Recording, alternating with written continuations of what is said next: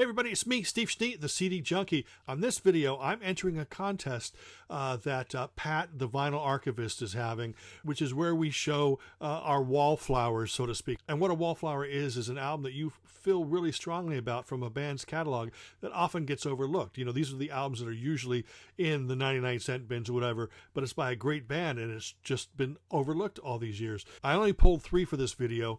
Now, his contest is actually referring to vinyl, so I'm going to be showing CD versions of vinyl that I used to see in used budget bins all the time, or the ones I constantly see. If I go to their bin and flip through, I would always find this album in there. It was kind of predictable. So we're going to start with Badfinger Say No More. This is their final album with Joey Mullen and Tom Evans.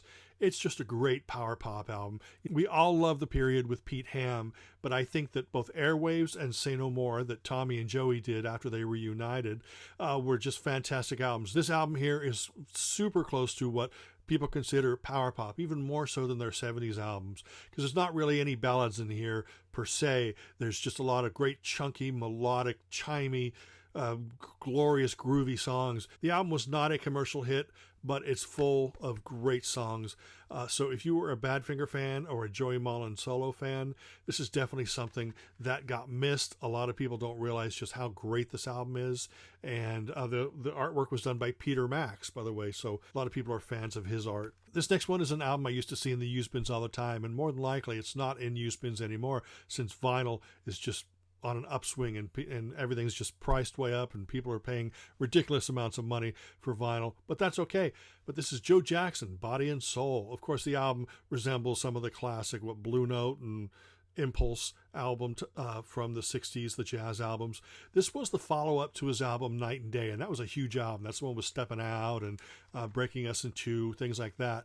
So people expected more of the same. Well, Joe Jackson did not give more of the same. There was a soundtrack in between there, I think Mike's Murder, but in some ways I think that counts as maybe a pure follow-up to Night and Day. But this album was higher profile, and it's full of great songs. There's lots of horns on this. It's really kind of warm production. You can't get what you want till you know what you want's a great song. My favorite on this album is Not Here, Not Now.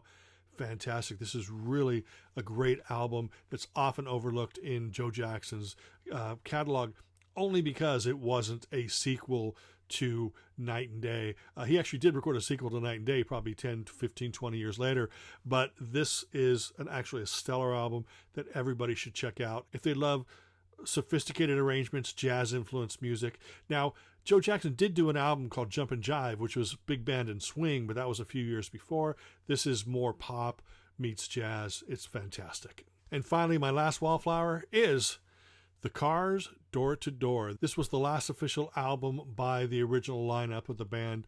You know, they had a big hit with the Heartbeat City album. It was huge, mega, sold millions of copies, MTV radio play.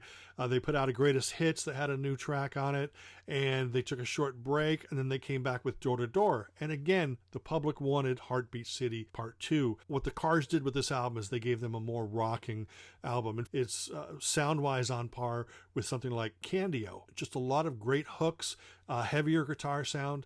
And again, I don't think people wanted that. People just wanted an album of drive and You Might Think Again. But this is an absolutely wonderful album. There is a song in this that was a semi-hit called You Are the Girl, and which is a fantastic song. But this whole album is jam-packed with great music that really needs a second chance. Seriously, Candio is my favorite Cars album. Door to Door is my second favorite Cars album.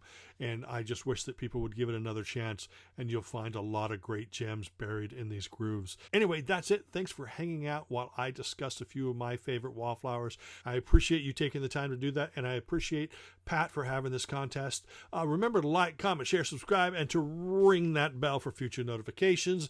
And until the next time, remember me, I'm Steve Schnee, the CD Junkie.